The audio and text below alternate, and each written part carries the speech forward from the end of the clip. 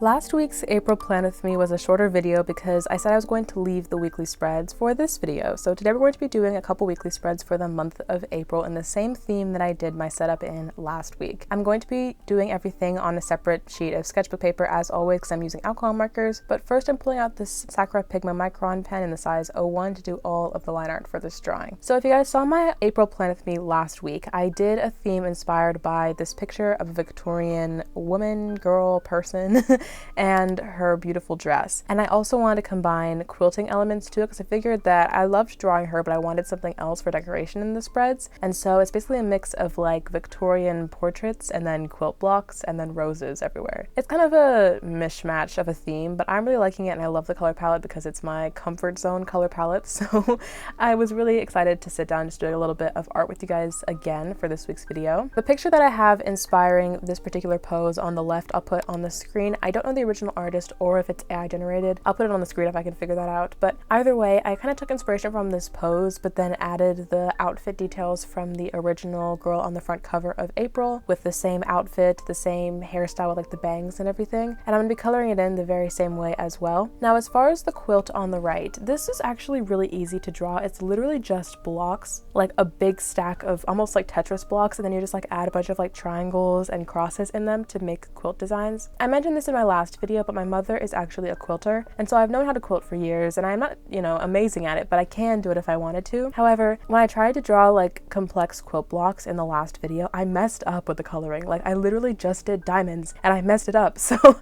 I was really determined to do something a little bit more in depth for this one and also make it look good. I do think that the line art looks a lot better on this one. I tried a more difficult pattern as far as like the actual quilt block patterns, and I tried a more like detailed coloring style as well for the quilt. I think I succeeded in the fact that I think it looks good sketch-wise, but I think the coloring looks a little weird, but we'll get to that in just a second. I'm just proud of myself that I could draw more than just like squares and diamonds after learning how to quilt like what, 8 years ago? Like a little embarrassing for me. Anyway, but we're getting into the coloring portion. I'm pulling out my alcohol markers again to do all of the coloring for this very, very quickly. I use alcohol markers on a separate piece of paper because it bleeds through, so I just do it on sketchbook paper and then cut and paste it into my journal. Now, someone commented on my last video asking about more tutorials with alcohol markers, and I've been making tutorials for years at this point. I have an entire playlist on my channel with tutorials, how to use these markers, my techniques, things like that. And I also have been making videos with Ahuhu recently, who is the brand of markers that I'm using right now. I also have an affiliate link with them. If you want to use my code, you can get 10% off your purchase. Not sponsored at all, but just want to throw that in there if you're interested in getting some Ahuhu markers. But I've been partnering with their brand for months now, and I've been making videos on their channel as well about using alcohol markers in different ways. So there are other resources out there for you if you want to know more about my particular thoughts with using alcohol markers. But as always, I'm just using 2 to 3 shades of every color to add shadows and darkness. Light layer first, then go dark, then blend. Simple stuff I'm always doing, nothing new here, no new techniques or anything. I'm just taking very similar coloring processes that I did in the original cover page and just trying to replicate it for the weekly spread.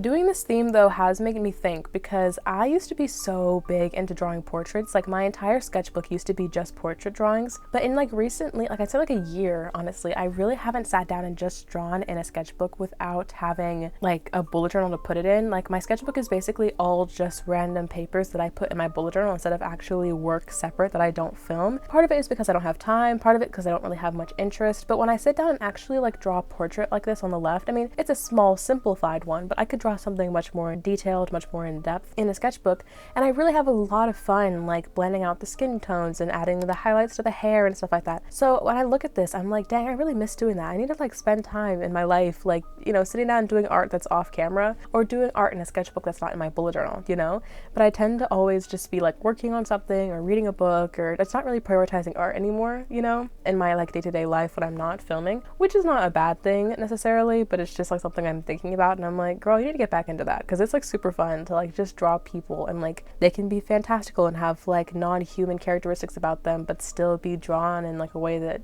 imitates like humans and stuff. I don't know, there's a lot of like freedom I used to have in that I'd love to like get back to, so I need to work on that. That's like a note to myself, like, Sophie, get back into that.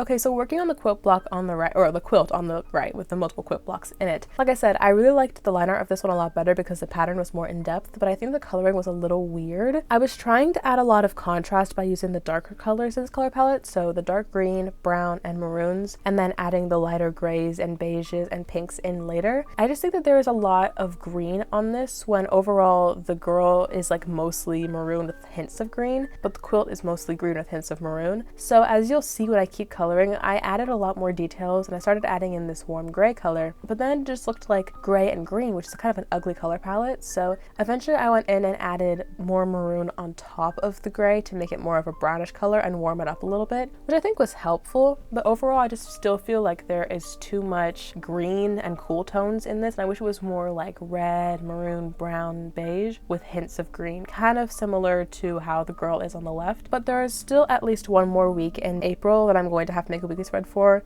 not in a video, so I probably will try to do a different quilt for that spread as well and see if I can continue to improve. It's all about a learning process, and even as I'm filming this, I'm also learning too, like at the same time. So yeah, we'll see what next week or the week after next week what I can come up with.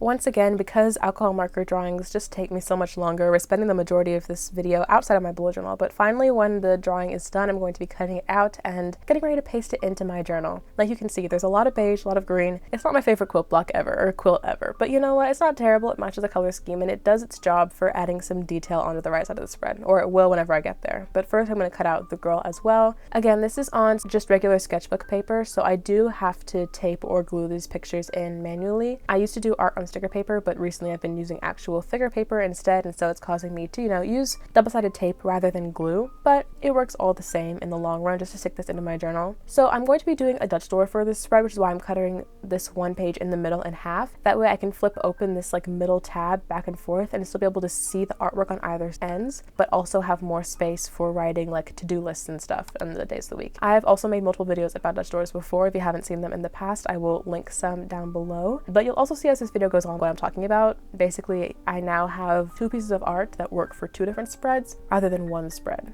if that makes sense. It may not make sense, but you'll see it as I continue working on this. You'll also notice that I literally have no sketches in this spread. I literally just like opened my journal and started cutting and gluing things in. I had a general idea in my head of what I wanted because I've been making a spread just like this like multiple times, like over and over for the past like 5 years. It's nothing new, but I literally hadn't sketched out anything, and I'm a firm believer in like pencil first for things, and so I was like holding my breath with like a ruler and a prayer and my pen, because also I was like doing this before class one day, so I was trying to hurry and like not be late for class. I was on time, don't worry, I made it, but it was a close call, so I was like trying to rush through this last a little bit, which is why I didn't save time for pencil sketching. I did make one mistake I think on the second page as far as like making the boxes line up and stuff, but overall I think for eyeballing most of it and using a ruler, I think it went pretty well as far as the boxes being equal sizes and being all in line and stuff. So I have 8 boxes on either side of the tab. Basically the spread is going to last me for 2 weeks, and the last box in every week is going to be my academics box, so I'm just going to put all of my academics, like to-do lists, exams, things like that, as an overview. Usually I like to do a more in-depth overview for the week and divide it into class as well, but recently I feel like workload has been very light, and so I don't have to worry about like listing so many assignments and things. I feel like it's just a couple things every week, which is really nice, and so I'm just going to make a small little box. So basically 7 of these 8 boxes are like Monday through Sunday,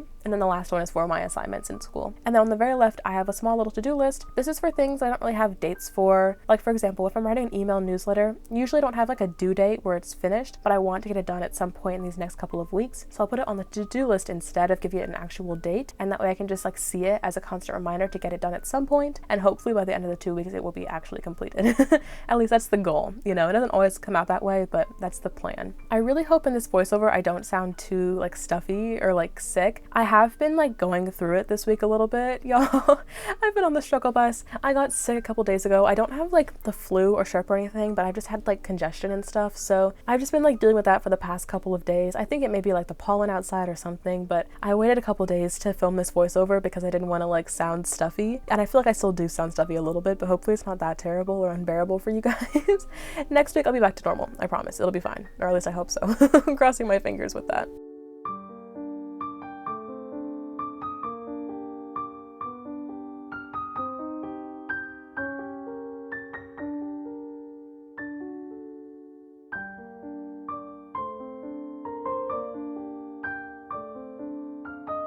Alright, so as I do the second side of the tab, you can kind of see what I'm talking about here when I'm using the stitch door to basically do 2 spreads in one. When the tab is completely flattened, you can see that this amount of boxes, the 8 boxes, would take up the space between the girl on the left and the quilt on the right, but because I cut that spread in half, I now can double that amount of space by flipping the tab back and forth and using the same artwork for both weeks. So this actually saves me a lot of time in the long run because next week I don't have to make a new spread, I don't have to make any new art, I have everything already set up in advance, and it just really simplifies things when I'm in a busy week where I'm just trying to get things done and I don't have time on Sunday to make a weekly spread. So I do recommend this if you're like busy, if you're in college, if you're a mom, if you just don't have time every week to make a weekly spread. I highly recommend Dutch doors. You can do one spread for the entire month and then just create multiple little tabs for every week, and then you have a really cute spread that will last you literally weeks. It's honestly one of my favorite things ever. Anyway, with that, this was a quick little video again, but I hope you enjoyed. Subscribe as always because I have a really fun video coming out next week, and I will see you next Saturday. Goodbye!